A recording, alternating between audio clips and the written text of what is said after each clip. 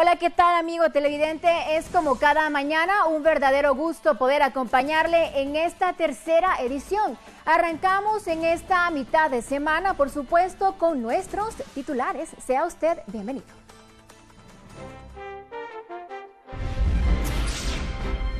Piloto resulta ileso al volcar remolcador en kilómetro 40, ruta al Atlántico. Plan de seguridad es implementado en Colonia La Betania para reducir hechos de violencia contra el servicio colectivo. Embajador de Estados Unidos confía en un proceso transparente para la elección de magistrados a la Corte de Constitucionalidad. Organizaciones sociales piden de urgencia reforma al sistema de salud ante la baja asignación presupuestaria. En internacionales, 20 personas fallecidas es el saldo de un ataque perpetrado contra Universidad de Pakistán. Bien, vamos a darle inicio entonces a este noticiero. Y es que desde las primeras horas de este día miércoles se incrementó la presencia de fuerzas de seguridad como parte del operativo implementado en la colonia Betania, zona 7, ante los hechos de violencia y ataques en contra de buses del servicio colectivo. Esta mañana la Policía Nacional Civil realizó diferentes operativos en la entrada a la colonia La Betania, así como en las diferentes colonias que se encuentran, donde se conducen los buses de las rutas 36 y 37, Colonia El Amparo, Colonia Zaquerti, La Betania, esto para poder reducir los índices criminales que se registran a diario en estas colonias de la zona 7 de la ciudad capital. La Policía Nacional Civil realizó operativos de verificación en automóviles, en autobuses, motocicletas, así como también el Ejército de Guatemala estuvo verificando y colaborando con estos operativos de seguridad y verificación a lo largo del bulevar principal de la colonia Betania en la zona 7 de la ciudad capital. Hasta este punto llegó también el ministro de Gobernación, Francisco Rivas, quien dio a conocer declaraciones sobre estos operativos que se estarán realizando a partir de esta semana, no solamente acá en la Betania zona 7, sino también en diferentes municipios del departamento de Guatemala, así como en otros departamentos de la República. En coordinación con la Policía Nacional Civil estamos ejecutando un plan operativo en lo que es Betania, Zaquerti, Amparo y Granizo, a efecto de generar una estrategia de carácter operacional en favor de la prevención de los hechos criminales y de garantizarles la seguridad a los ciudadanos y ciudadanas guatemaltecas que residen en este sector. Es uno de los primeros, es prácticamente el primer operativo con el que iniciamos, pero de aquí en adelante ustedes podrán ser testigos del resto, donde vamos a concentrar fuerza policial a efecto de disuadir y prevenir la actividad delictuosa que está ocurriendo en estas áreas. Según el ministro de Gobernación, Francisco Rivas, se evaluará también el tema del cobro de extorsiones, no solamente a los autobuses, sino también a los comercios de las colonias de las diferentes zonas de la ciudad capital, como así del departamento de Guatemala. Esto porque, según se tiene entendido, en los últimos meses del año 2015, se tuvo precisamente acá en la Betania bastante paralización en cuanto al transporte público, esto debido a la amenaza de los grupos delictivos. También hasta este punto, el Comando de Explosivos junto a los canes que se encuentran entrenados llegaron para poder realizar estos operativos y verificar en los baúles, dentro de los automóviles, si no se portaba algún tipo de ilícito. Por lo mismo, dieron a conocer las autoridades del Ministerio de Gobernación que este tipo de operativos continuarán a lo largo de la semana en estas colonias, así como en otros puntos de la ciudad capital. Importante información que se origina en cuanto al tema de seguridad acá en la zona 7 de la ciudad capital. Recordemos que cuando la información se produce, TN23 se la comunica. Con imágenes de Denis Zacarías, reporta Julio Hernández. Y bien, en lo que va del año, los ataques armados a unidades del transporte público han cobrado la vida de al menos 15 personas. Ante ello, la PDH solicita seguridad permanente en las unidades, así como en paradas que son consideradas como conflictivas. Por el impago del denominado bono escolar, que estructuras del crimen organizado requieren a empresarios y pilotos del transporte público, al menos 15 personas han sido asesinadas durante los primeros 15 días de 2016, según cifras de la Defensoría del Usuario del Transporte Público de la Procuraduría de los Derechos Humanos. Al flagelo de extorsión se tiene un repunte de ataques al transporte público, en donde ya 15 personas han perdido la vida en el transporte colectivo. De esa cuenta, 6 han sido pilotos de transporte urbano y exurbano, ayudantes 2, presuntos delincuentes abatidos a tiros 1, transportistas 1, taxistas 3 y pilotos de mototaxi al día de hoy 2. Edgar Guerra, a cargo de la citada Defensoría, dijo que al inicio de esta semana se logró observar mayor presencia de las fuerzas de seguridad custodiando unidades de transporte, por lo que solicitan que estas acciones sean permanentes. Se ha hecho pues el hallazgo de que ahora, en estos días, en los últimos 3 días, ha habido mayor presencia de fuerzas combinadas, específicamente del Ejército de Policía Nacional Civil, en algunas paradas que son pues identificadas como peligrosas y también en algunas rutas de transporte que están siendo extorsionadas. Eso es pues una acción positiva que viene a fortalecer el Estado de Derecho, toda vez que hay una presencia de la autoridad que es un disuasivo importante, y se ha dicho desde hace varios años por parte de la institución del Procurador de los Derechos Humanos, en cuanto debe haber o debe multiplicarse no solamente la presencia en algunas paradas y abordajes a unidades de transporte de manera aleatoria, sino también patrullajes en calles y carreteras, que eso pues evita o es un disuasivo para la delincuencia. Guerra agregó que entre las rutas extraurbanas que más son asaltadas están las que se dirigen hacia el sur del país por la ruta al Pacífico. Número 1 en asaltos lo tiene la carretera al Pacífico, buses que se dirigen a Escuintla, Santa Rosa, Mazatenango, por ejemplo, y otros, el segundo lugar lo tiene buses que viajan hacia occidente, principalmente hacia el Quiché, a Chimaltenango, Quetzaltenango, entre otras rutas. Y el tercer lugar lo tiene la carretera al Atlántico, y el cuarto lugar, carretera hacia El Salvador, que esos son los 4 puntos principales de asaltos a unidades de transporte público. En otra información, el sector sindicalista se encuentra de luto ante el fallecimiento del dirigente Luis Lara a causa de una enfermedad terminal. Este día, familiares y amigos del dirigente sindical Luis Lara dieron a conocer su muerte. Según indicaron estas personas, durante la madrugada de este miércoles, Luis Lara falleció debido a una enfermedad terminal. Él desafortunadamente empezó con un proceso de una enfermedad que finalmente lo llevó a este desenlace, entonces estamos, pues ¿cómo podemos estar? Es la pérdida de un compañero, por cualquier forma que sea. Se siente, han sido años de trabajo, de lucha a la par de él, y yo creo que lo menos que podemos sentir en este momento pues es la tristeza normal del ser humano, pero con las ganas de seguir luchando porque esa es la escuela que él nos ha dejado. Esta persona pues se encargó de estar dirigiendo el Sindicato de Trabajadores de Salud durante varios años. También pues se pudo constatar que la persona estaría siendo velada, específicamente en la colonia La Verbena, en 9ª Avenida, donde se encontraba localizada la vivienda de esta persona. Según han indicado los familiares, será velado durante este miércoles y jueves, y el próximo viernes será sepultado en el cementerio de La Verbena, zona 7 de la ciudad capital, colonia donde durante varios años habitó Luis Lara, quien fuera dirigente sindical también del Frente Nacional de Lucha y del Sindicato de Trabajadores del Área de la Salud. Para TN23, con imágenes de Denis Zacarías, reporta Julio Hernández.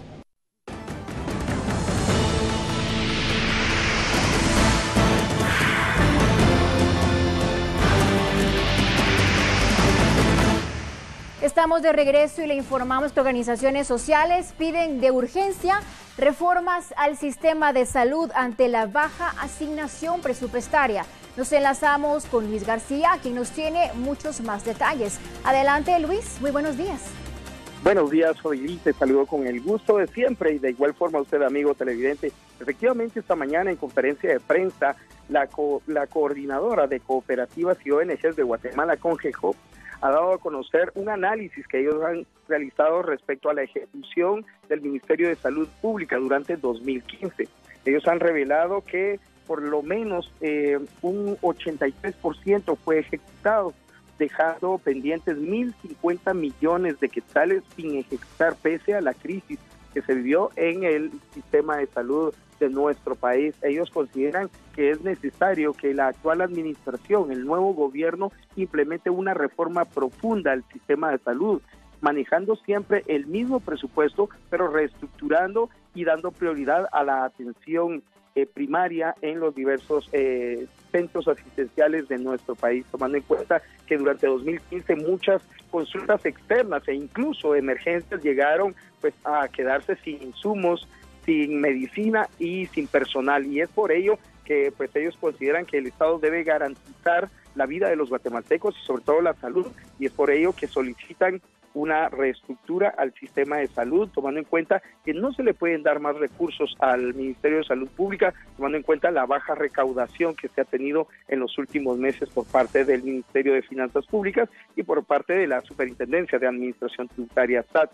Ellos consideran que el hecho de pedirle al Congreso de la República un incremento al techo presupuestario para el Ministerio de Salud únicamente incrementará la deuda que tiene el país, tomando en cuenta que si la recaudación no mejora, obviamente se tendrá que apelar a pues incrementar la deuda de nuestro país a través de bonos del Tesoro o préstamos directos, y eso pues seguiría complicando la situación. Eso consideran ellos que no es la solución, sino que simplemente reestructurar el sistema de salud pública y dar prioridad a la atención primaria y sobre todo a las emergencias a nivel nacional. Esta es información que se produce desde el centro histórico de la ciudad de Guatemala, y con estos datos vuelvo al set principal contigo, Odile.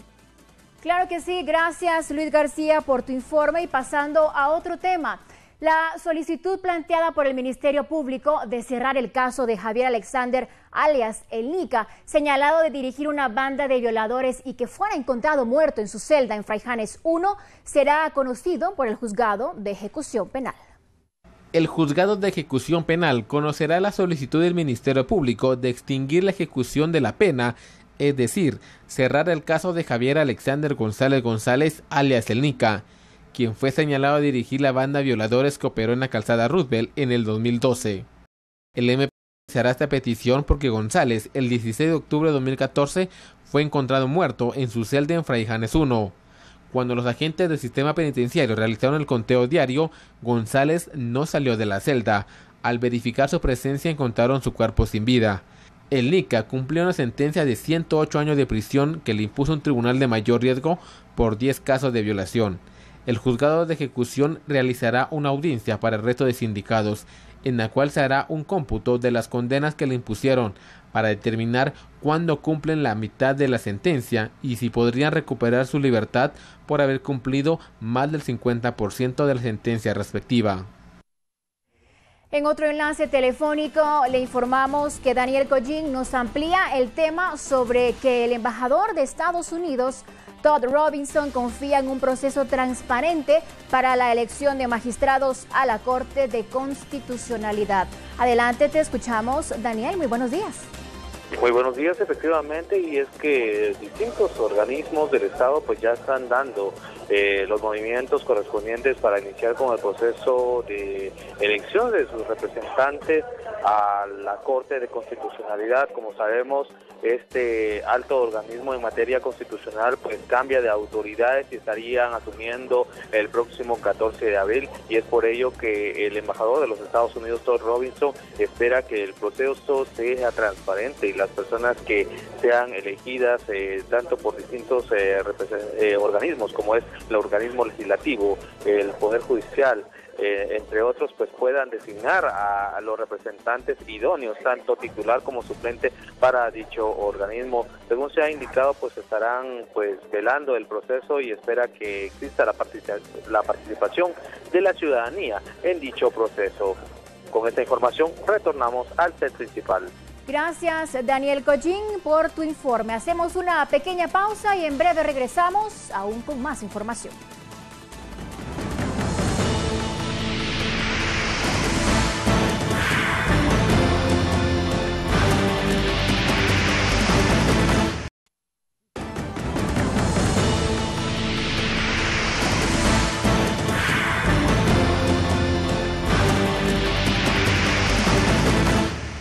Estamos de regreso y le informamos que el piloto de un tráiler resultó ileso luego de protagonizar un accidente de tránsito en la ruta al Atlántico en jurisdicción de San Antonio, La Paz, El Progreso.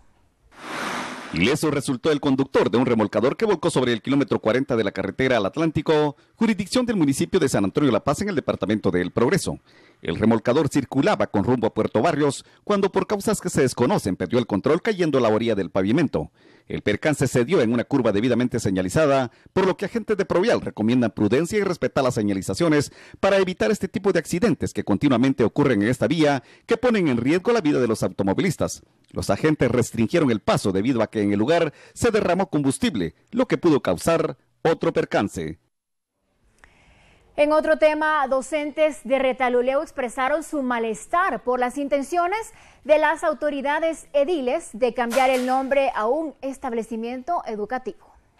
Maestros del Instituto Nacional de Educación Diversificado César Martínez Barrios del municipio de San Martín Zapotitlán mostraron su malestar debido a que las autoridades municipales enviaron a trabajadores con la intención de cambiarle el nombre al establecimiento sin autorización de los padres de familia. Los docentes indicaron que en horas de la mañana llegaron trabajadores de la comuna de San Martín Zapotitlán, donde sin ninguna orden quitaron de la pared las letras donde estaba el nombre del instituto e indicaron que eran órdenes de la señora alcaldesa.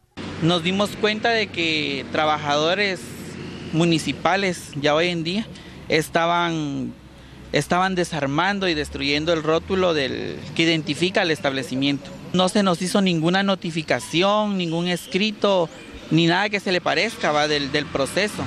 Ellos decían de que como el edificio es municipal, entonces la alcaldesa podía tomar la decisión de hacer los cambios de ese proceso. Sin embargo, nosotros tenemos la resolución del nombre, el nombre está como, ahí sí que tal y como se lo dije al inicio, Inés César Augusto Martínez Barrios, y es lamentable de que lo quieran quitar, ¿verdad? Se estableció que en el año 2010 el instituto fue construido de parte de la municipalidad. En ese entonces se hizo una resolución de la Dirección Departamental de Educación que daba a conocer que el establecimiento llevaría el nombre del alcalde de ese entonces.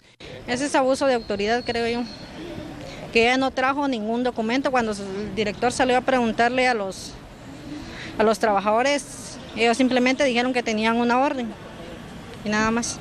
Y las letras no las quitaron así nada más, las tiraron, las rompieron y todo. Se trató de obtener la versión de las autoridades de la comuna, pero fue imposible. Desde Retaluleu reportó Mario Tumín.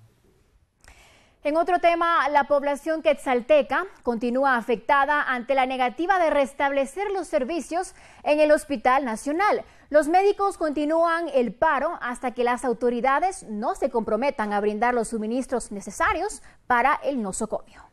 Los pacientes del Hospital Regional de Occidente están viviendo un calvario por la falta de atención médica en la consulta externa, ya que por séptimo día los médicos residentes se niegan a dar atención a la falta de compromiso que las autoridades del Ministerio de Salud han tenido con este gremio. Tenemos pacientes, tenemos familia, está enferma y uno no entiende y damos pena. Y a veces uno no tiene dinero para, claro, hay hospital privado, pero mira el pisto, ¿dónde viene? ¿Dónde echa la mano? Así que ahí uno echa la mano aquí al hospitalito, ese que queremos nosotros. Primeramente pedirles a que se pongan la mano en la conciencia y que atiendan especialmente a los bebés, porque son los que requieren una consulta o requieren una revisión médica. Allá adentro están, y los doctores pues muy bien, gracias, adentro sentados, como que sin nada. Entonces uno ya nos necesita del Santo Hospital que lo atiendan a uno, ¿verdad? Para eso busca uno un hospital así ligera como ligera público, ¿verdad? Que en un privado sale muy caro un examen que uno se va a hacer. Y bien, con esa información le ponemos una vez más el punto final a esta tercera edición. Ha sido un gusto poder acompañarle. Continúe con Arte al Descubierto. Hasta mañana, cuídense mucho.